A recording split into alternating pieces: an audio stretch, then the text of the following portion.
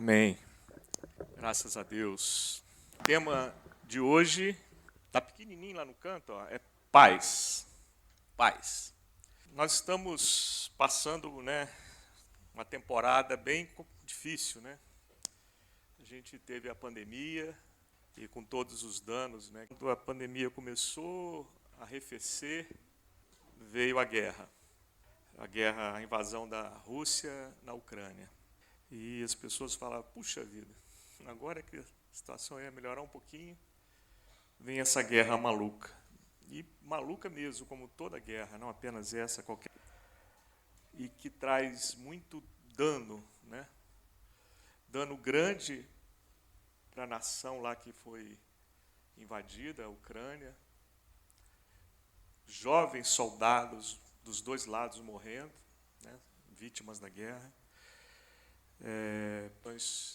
Que eram mais ou menos estáveis, de repente tudo desabou, né? O mundo desabou para eles.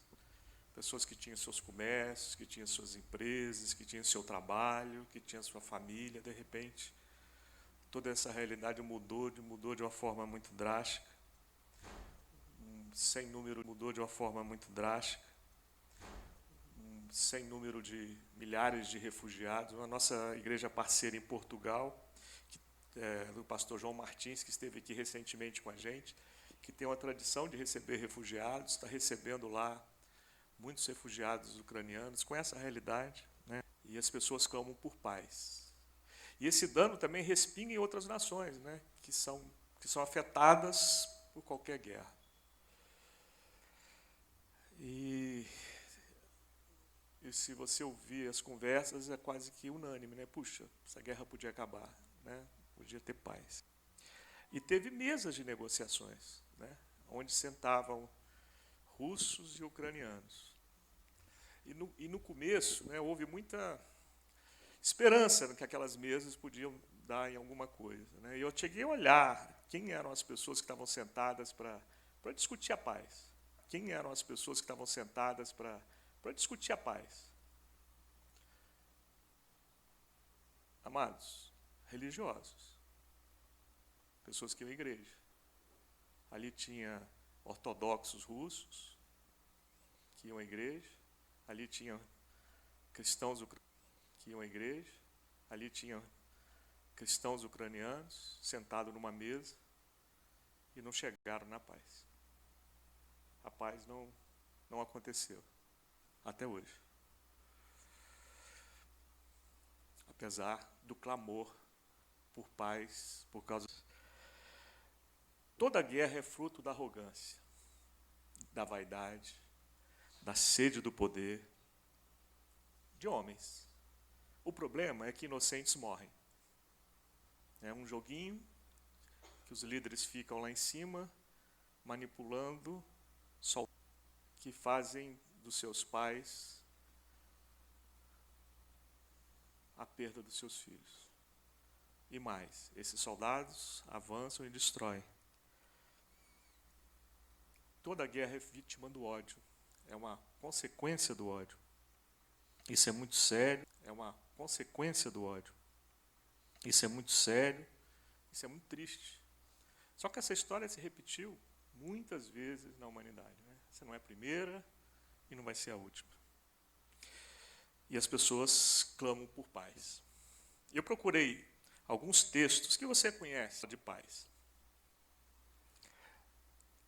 Em Romanos tem vários textos sobre paz, na carta de Paulo aos Romanos. Romanos 8, versículo 6, Paulo diz assim: a mentalidade da carne é morte, mas a mentalidade do Espírito é vida e paz. A mentalidade da carne é morte. O que a gente vê na guerra? O que a gente mais vê na guerra? Morte. Fruto de quê? Da carne. Da carne de quem? Do homem. Da sede do poder, da vaidade, da arrogância. Da sede do poder, da vaidade, da arrogância, da cobiça, da ganância, do ódio. Então a mentalidade da carne gera morte. Mas a mentalidade do Espírito Santo gera o quê? Vida e paz. Vida e paz. O que o Espírito Santo quer promover? paz. O mesmo Paulo, na mesma carta, já no capítulo 14, ele diz assim, por isso, esforcemo-nos em promover tudo quanto conduz à paz. Então, a paz é um esforço. Na maioria das vezes, é um sacrifício para que ela ocorra. O mesmo Paulo, agora escrevendo para outra igreja, para os Colossenses, no capítulo 3, versículo 15, diz assim, que a paz de Cristo seja o árbitro em seu coração, visto que vocês foram chamados para viver em paz. Nós somos chamados para viver em paz. E ele diz que a paz de Cristo deve ser o árbitro. Quem gosta de árbitro é um juiz, né? Então, e tem versões da Bíblia que já chamam de juiz, para facilitar o nosso entendimento. Então, a paz de Cristo é o juiz. E o que o juiz dá? Ele dá uma direção. Ele dá um caminho. Não é verdade? Ele dá uma direção. Ele dá um caminho. Não é verdade? Então, a paz que vem de Cristo deve ser a direção para nós. Então, na dúvida, se você tem dúvida, qual o caminho que você vai escolher? O caminho do ódio? O caminho do ressentimento? Ou o caminho da paz? Se você quiser seguir a sua carne, que vai gerar morte, é o ódio, o rancor, o ressentimento. Mas se você quiser seguir o Espírito Santo, é o caminho de quem? Da paz. Se quiser ouvir a voz do Espírito. Mesmo Paulo, agora de novo aos Romanos, no capítulo 12, a partir do versículo 17, ele diz assim, não retribuam a ninguém mal por mal. Procurem fazer o que é correto aos olhos de todos. Façam todo o possível o que é correto aos olhos de todos. Façam todo o possível para viver em paz com todos. Amados, nunca procurem vingar-se, mas deixem com Deus a ira, pois está escrito, minha vingança, eu retribuirei, diz o Senhor. Se ele tiver sede, dele de beber. Fazendo isso, você vai amontoar brasa viva na cabeça dele. Ele não vai entender nada. Ele vai esperar outra coisa de você. Ele vai esperar o quê? O mal. Porque ele fez o mal. Não. Você reparou que toda guerra começa de uma vingança? Se você olhar a história das guerras, uma revanche, essa não é diferente. Essa palavra que a gente acabou de ler de Romanos 12, muitas pessoas podem dizer, mas isso é muito radical, isso parece que é só uma teoria. E o reino de Deus é radical. O reino de Deus é radical. Não deixa que o mal vence, mas não vence o mal com outro mal. Vence o mal com o quê? Com bem. Qual a inclinação da carne? A inclinação da carne é apagar o mal com outro mal. Com ódio, com vingança. Com ódio, com vingança. Mas a direção do reino que Jesus veio estabelecer é com o bem. Esse é o caminho. É difícil? Jesus falou que seria. Ele não negou para a gente que era fácil. Príncipe da paz. Ou seja, aquele que veio promover paz. E como que Jesus promove a paz? Está escrito lá, 700 anos antes dele vir. Em Isaías, no capítulo 53, versículos 5 e 6. Ele diz assim, mas ele foi ferido por causa das nossas transgressões. Ele foi moído por causa das nossas iniquidades. O castigo que nos traz a paz estava sobre ele. Olha só, o castigo que nos permite ter paz estava sobre ele. Que nos permite ter paz estava sobre ele. E pelas suas pisaduras nós fomos sarados. Todos nós andávamos desgarrados como ovelhas, cada um se desviava pelo seu caminho, mas, olha só isso, mas o Senhor fez cair sobre ele Maravilhoso, né? Mas ele pagou a conta. Ele foi ferido por causa das nossas transgressões. Transgressão de quem? De quem, amados? Minha e sua. Ele pagou uma conta que não era dele. Era de quem? Minha. Era de quem? Minha e sua. Ele sofreu tudo isso por culpa de quem? Dele? Não. Ele não teve culpa alguma. O castigo que nos permite ter paz, ele pagou. A paz que lhe permite a gente ter hoje, ele pagou essa conta, ele assumiu a bronca. Eu assumo, é comigo. Para ele, para ela ter paz. E que paz ele nos dá? Isso está lá em João, capítulo 14. A vocês, a minha paz eu vos dou. Não vos lá dou como o mundo a dá. Ou seja, uma paz que não depende das circunstâncias. Tem um cântico antigo que eu nem me desafiei aos meninos cantarem, porque é bem mais antigo que ele. Mas os mais antigos aí lembram, não quero chamar ninguém de velho não, tá, gente? Mas que diz assim, vocês lembram? Essa paz que eu sinto em minha alma não é porque tudo me vai bem. Ou seja, não é por causa das circunstâncias. Essa paz que eu sinto em minha alma é porque eu amo ao meu Senhor. Eu não olho as circunstâncias. Não. Eu olho o quê? O seu amor. Ele que foi moído, pisado, eu olho para ele. Porque é essa paz que ele veio me dar. Uma paz incondicional. E no Sermão do Monte, ele falando para os seus discípulos, que não queriam ser apenas religiosos, que já estavam cansados das religiões, mas queriam seguir a Jesus. De verdade, e não em teoria. Ele disse o seguinte, no versículo 9 do capítulo 5 de Mateus, Sermão do Monte. Bem-aventurados os pacificadores, são chamados filhos de Deus. Olha que coisa maravilhosa. Então, quem são os pacificadores? Não são apenas aqueles que vivem em paz, mas aqueles que são promotores da paz. Amém? São aqueles que se esforçam, a maioria das vezes, se sacrificam pela paz. Aqueles assim que chegam, o ambiente está ruim, mas a presença dele, a palavra dele ou dela, quando eu falo dele, né, estou falando de nós, homens e mulheres. A presença dele, nós, homens e mulheres.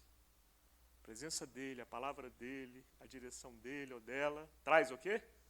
Paz.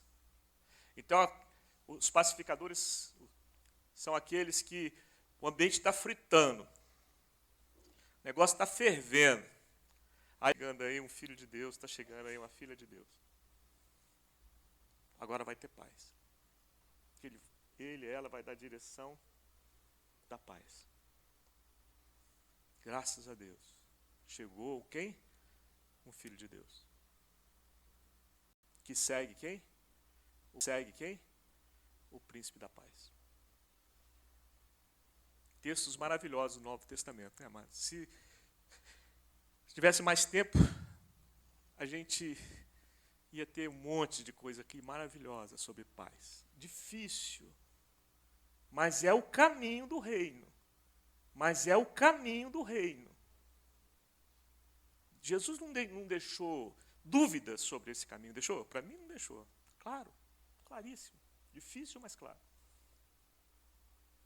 E tem muitos outros maravilhosos. Mas eu queria pegar uma palavra do Velho Testamento.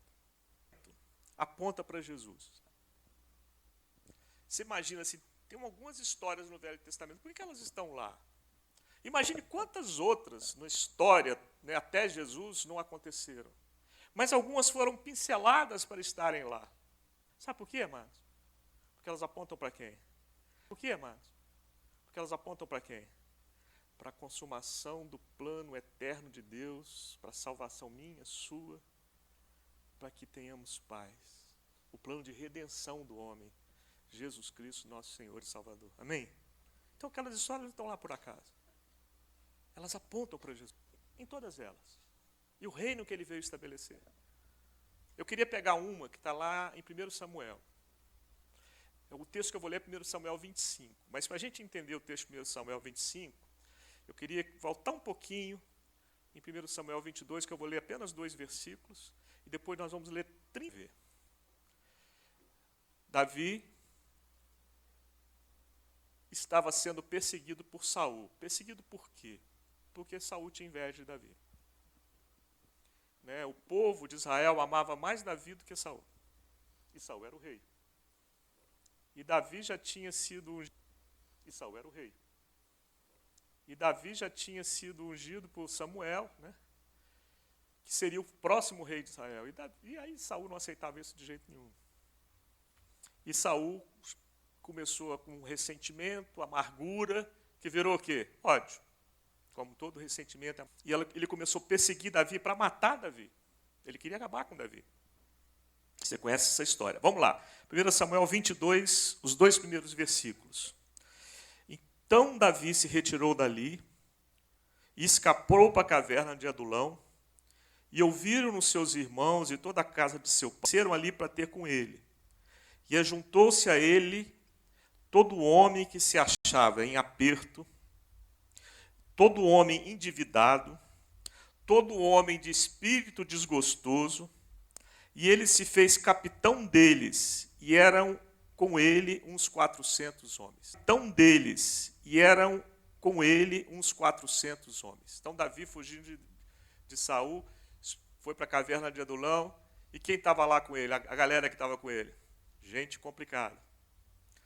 Gente de espírito desgostoso, gente que talvez estava sendo perseguida como ele, gente que talvez estava sendo... A palavra diz que o fruto da carne, às vezes a pessoa que é vítima do ódio e se deixa levar pela carne, o que ele vai sentir? Ódio também. Qual vai ser a direção que ele vai? A do ódio também. Então, um ambiente complicado e complexo. Davi estava vivendo. Agora vamos pular para o capítulo 25. Um pouquinho na frente. Nós vamos ler bastante desse texto aí. Versículo 1 a 35. Coloca aí. Coloca aí. Isso. Vamos lá, então. E faleceu Samuel, e todo Israel se ajuntou. E o prantearam e o sepultaram na sua casa em Ramá. E Davi se levantou, e um homem em Maom que tinha suas possessões no Carmelo. E era este homem muito poderoso, e tinha 3.000 ovelhas, 1.000 cabras, e estava tosqueando as suas ovelhas no Carmelo. E era o nome deste homem Nabal, e o nome da sua mulher Abigail. E era a mulher de bom entendimento e formosa. De bom entendimento e formosa. Porém, o homem era duro e maligno nas obras, e era da casa de Caleb. Nós vamos ler e conversar, vamos fazendo isso pausadamente. Então, na versão que eu estou lendo, tinha Davi, foi para o Carmelo, lá tinha Nabal, e Nabal era casado com Abigail. E a palavra diz que Abigail, o texto que a gente leu, era de bom entendimento. Talvez na sua versão diz que era formosa, que era sensata. E o marido dela, Nabal, era um homem duro e cruel. Então, uma mulher de bom entendimento, uma mulher sensata, uma mulher sábia. E o outro, o marido dela, um homem duro e cruel. Bom, e ouviu Davi no deserto que Nabal tosqueava suas ovelhas, e enviou Davi 10 moços, e disse aos moços: subi ao Carmelo, indo a Nabal, pergunta-lhe em meu nome como está. O moço, subi ao Carmelo, indo a Nabal, pergunta-lhe em meu nome como está. E assim direis àquele próspero, aquele homem rico: paz tenhas, e que a tua casa tenha paz. E tudo que tens tenha paz. Agora, pois, tenho ouvido que tem tosqueadores, Ora, os dores que tens estiveram conosco. Agravo nenhum lhes fizemos, nem coisa alguma lhes faltou todos os dias que estiveram no Carmelo. Portanto, aos teus moços, e eles te dirão. Pergunta aos seus moços e eles te dirão. Estes moços nascem teus olhos, porque viemos em boa ocasião. Dá-lhe, pois, a teus servos e a Davi teu filho, o que achares à mão. Chegando, pois, os moços de Davi, falando a Nabal todas aquelas palavras em nome de Davi, se calaram. Então vamos entender isso aí. Todas aquelas palavras em nome de Davi se calaram. Então vamos entender isso aí. Davi pegou 10 daqueles 400 homens complicados, pediu para ir até Nabal e dizer o seguinte: olha, os seus empregados aqui, os seus servos, quando estiveram lá conosco, nós tratamos eles muito bem. Não precisamos comer. Então, eu estou te pedindo que o que nós encontrarmos aqui das suas coisas, nós vamos pegar a medida da nossa necessidade. Foi isso que Davi quis dizer para ele. Qual foi a reação do Nabal, do homem duro? Nabal respondeu aos criados de Davi e disse: quem é Davi? Quem é o filho de Jessé? Muitos servos há hoje que fogem ao seu senhor. Então, Nabal sabia da história, né? Sabia que Davi estava fugindo de Saul. Nabal sabia da história, né? Sabia que Davi estava fugindo de Saul, que Saul queria matar ele. Aí no versículo 11, ele diz assim: tomaria eu, pois, a primeira pessoa aí, ó, o meu pão, a minha água, a carne darei para os meus tosqueadores e daria a homens que eu nem sei de onde vêm? Essa foi a reação de Nabal. Ou seja, o que Nabal diz? Olha, o que eu tenho é meu, é fruto do meu trabalho e eu não vou dar para ninguém. Fala isso lá para o seu Davi lá. Então, versículo 12. Os moços de Davi puseram-se a caminho e voltaram, e chegando, lhe anunciaram tudo conforme todas essas palavras. Olha só a reação de Davi. Por isso disse Davi aos seus homens: cada um cinja a sua, e cada um cingiu a sua espada, e cingiu também Davi a sua, e subiram após Davi uns 400 homens, e 200 ficaram com a bagagem. Então, qual foi a reação de Davi, amigos? Desaforo desse sujeito, hein? Quando ele foi lá, eu tratei ele bem. Agora eu estou aqui, ele está me tratando mal. Desaforo, ele não sabe. Vamos à guerra contra esse cara. Porém, um dos servos de Nabal ouviu, presenciou essa situação e saiu desesperado. Porque sabia da disposição de Davi, sabia a turma que estava com Davi. Não era uma fraca, não, era a turma braba. Que pudesse ter paz. Foi procurar quem? Nabal? Você acha que ele procuraria Nabal? Ele sabia, ele conhecia o patrão dele, sabia que a chance ia ser zero de ter algum acordo ali, de ter alguma paz naquela mesa de negociação. Zero.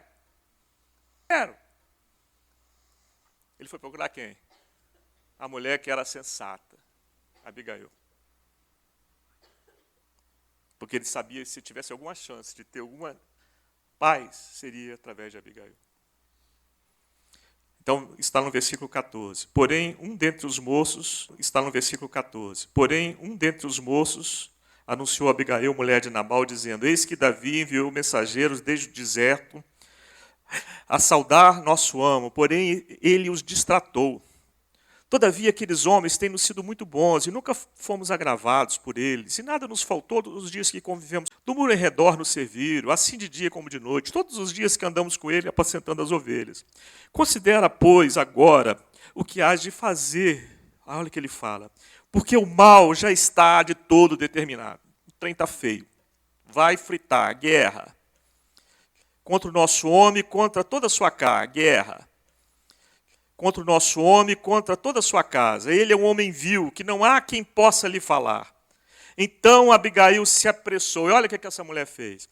Tomou 200 pães, 2 odres de vinho, 5 ovelhas guisadas, 5 medidas de trigo tostada, 100 cachos de passa, 200 cachos de passa, 200 passas de figo passada, e pôs sobre o jumento. E disse aos seus moços: ide adiante de mim, e eis que vos seguirei de perto, o que, porém, não declarou ao seu marido Nabal. E sucedeu que, andando ela montada no jumento, desceu pelo encoberto do monte, e eis que Davi e os seus homens lhe vieram ao encontro.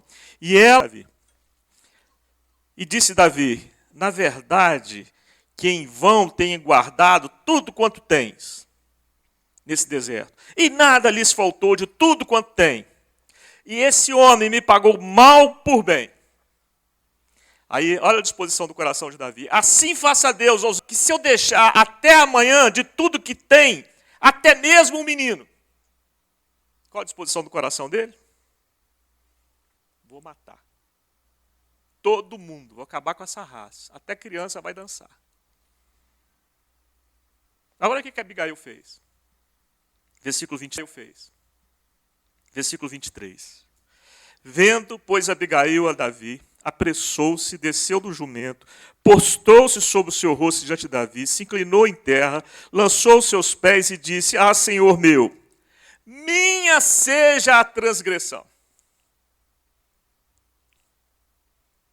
O que ela fez? A culpa é minha. A culpa é minha. Deixa, pois, falar a tua serva aos teus ouvidos, e ouve as palavras da tua serva. Olha o que essa mulher fez. A culpa não era dela, a culpa era daquele cara sem entendimento. Mas o que ela fez? Davi, ouve, por favor, deixa eu te falar, ouve. A culpa é minha. É minha culpa. Eu sou culpado. A transgressão é minha. Ela assumiu uma culpa que não era dela, por quê? Gratuitamente? Não. Para promover que não era dela, por quê? Gratuitamente? Não. Para promover a paz. Versículo 25. Meu Senhor, agora não faça este homem vil, a saber, a Nabal, impressão no seu coração, porque tal é a ele. Qual é o seu nome? Nabal é o seu nome. E a loucura está com ele. Mas, olha só, mas eu, tua serva, não vi os moços de meu senhor que enviaste. A culpa não era dela. Mas ela disse assim, ela até arrumou um jeito para dizer que a culpa era dela. Eu devia ter visto os homens que você enviou, eu não vi, a culpa foi minha. Me perdoa. Rapaz.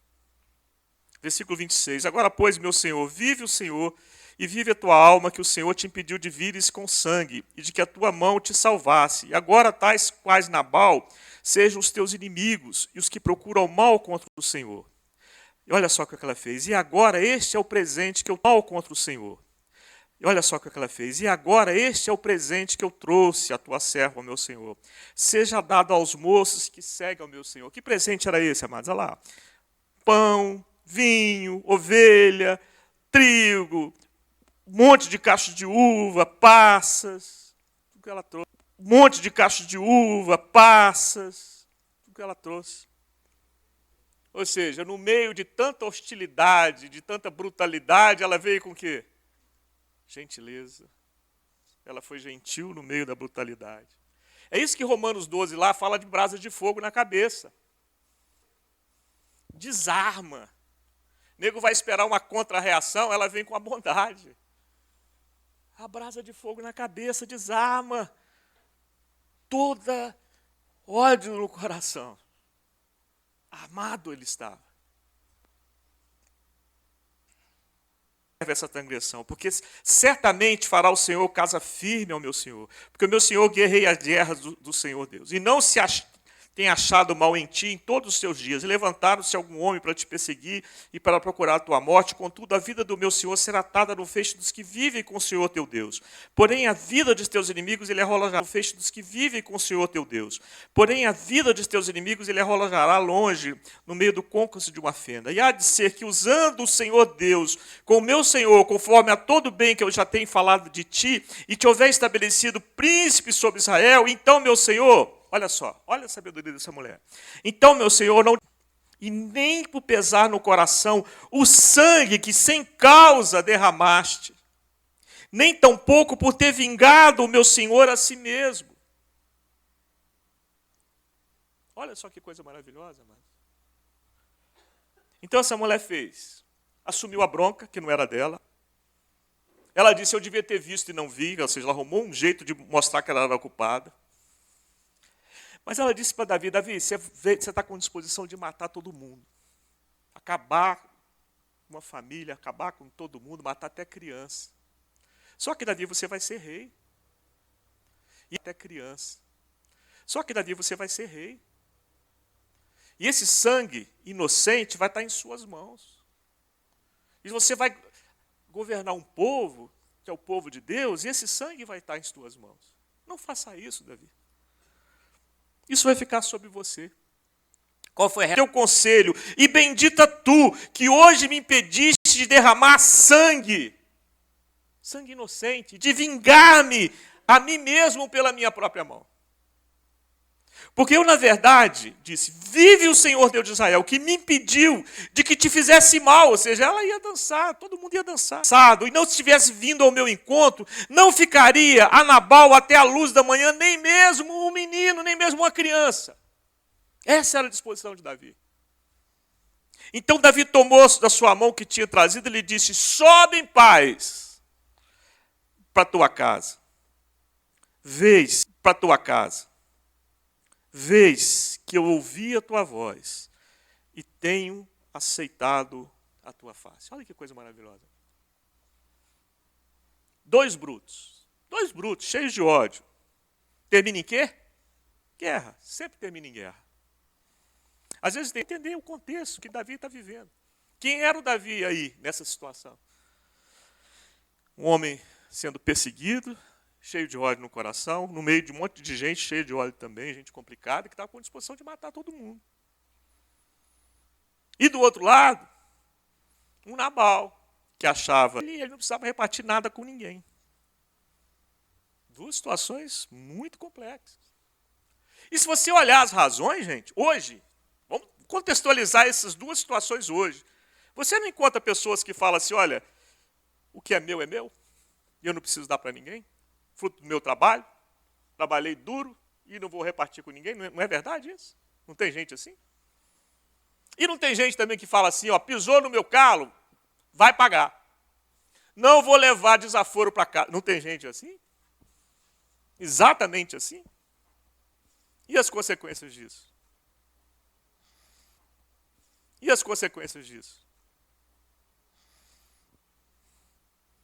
Aí vem Abigail. A sensata. O texto fala que ela é formosa, que ela é bela. Mas, na verdade, a beleza dela é redentora. Se você ler desatento essa passagem, boba, que assumiu uma coisa que ela não precisava assumir, porque a culpa não era dela, está claro que a culpa não era dela. E ela chamou para si, até arrumou uma justificativa para mostrar que era dela. Ela assumiu a bronca. Mas por que ela assumiu a bronca? Para a gente não morrer. Para gerar vida e paz.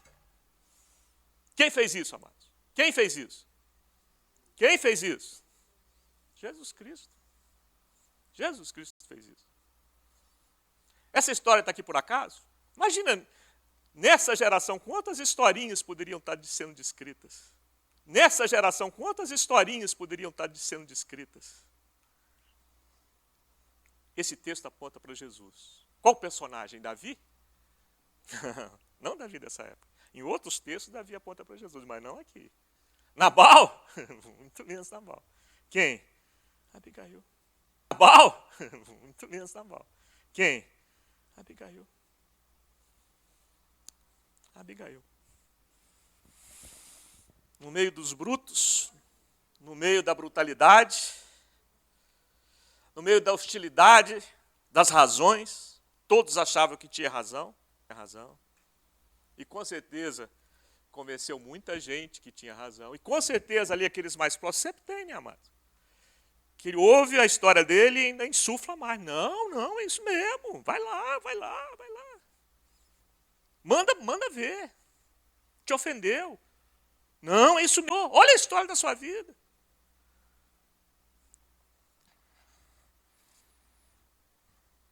Qual a consequência? Gente ia morrer. Se todos fossem levados pelo seu ódio, pelas suas razões. E um rei que ia entrar sumiu com as mãos cheias de sangue de gente inocente. É assim que começam as guerras. Cada um acha que tem razão. E vai ter sempre gente defendendo os dois lados.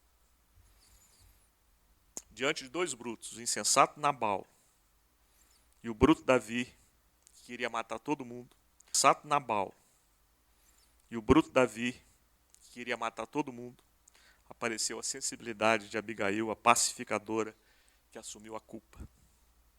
Dois brutos guiados pelo seu ódio, ou pela sua ganância, ou por sua crise de poder.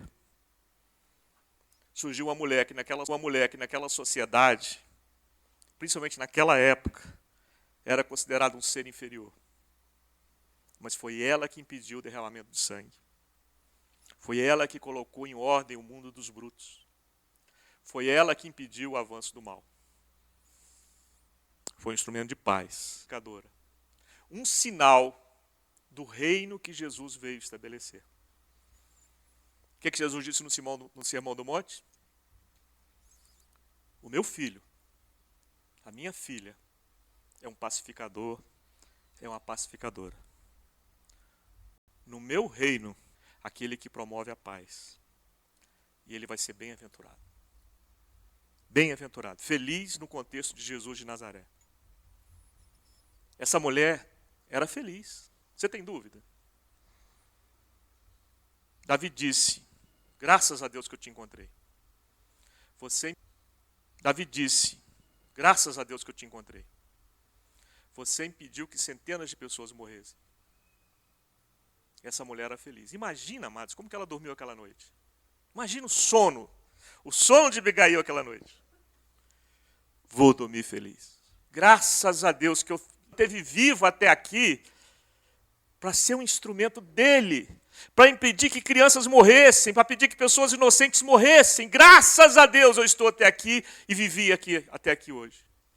Estou feliz, estou realizada. O Senhor pode me levar hoje, porque estou realizada.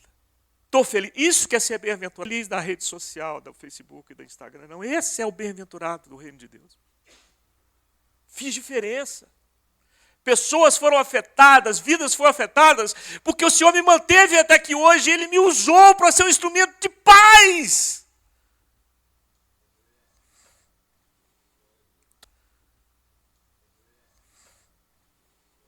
Trouxe paz no meio da brutalidade.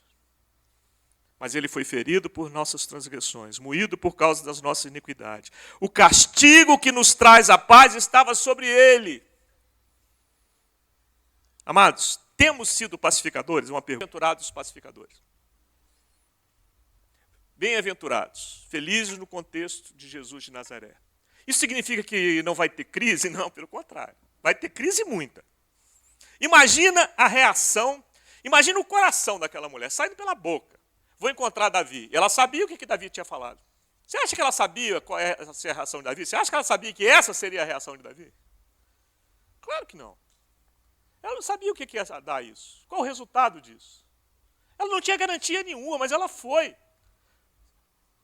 A paz é um esforço. A paz é um sacrifício. Ela foi.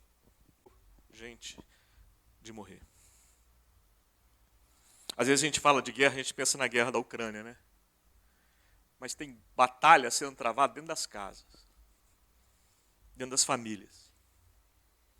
Tem batalhas no trabalho. Tem batalhas na vizinhança. Onde estão os pacificadores? Tem muito casal preferindo perder o casamento do que perder a razão na briga conjugal. Estou falando mentira? Me ofendeu. Me ofendeu. Estou no meu direito. E aí? Tem vítimas? Claro que tem. E os filhos? Muitas crianças ainda. Vivendo nesse ambiente de hostilidade, crescendo nesse ambiente de hostilidade, de brigas, de razões. Tem muito pai preferindo perder o filho, perder a filha, do que perder a razão. Eu estou certo. E o contrário também. Tem muitos filhos desistiram dos pais porque preferiu a sua razão. Onde estão os pacificadores? Onde estão os filhos de Deus?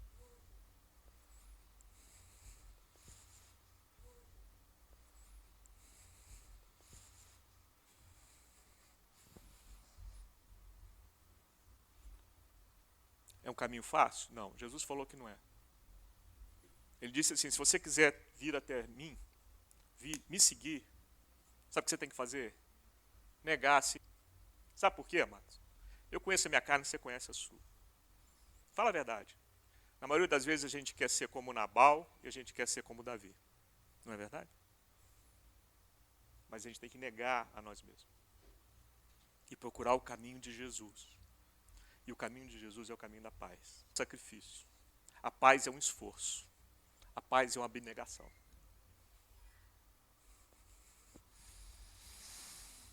Neste mundo de Nabals, nesse mundo de Davis dessa época, a palavra de Deus diz que a humanidade geme.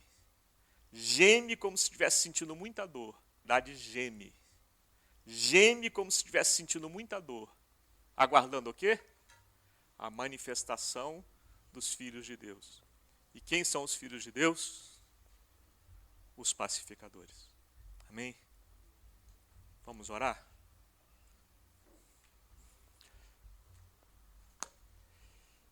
Vamos orar por nós, né? Não vamos pensar nos outros, não. Não vamos pensar assim, essa palavra fulano podia ouvir, Beltrano podia ouvir. Não, essa palavra foi para mim, foi para você, para nós, filhos de Deus.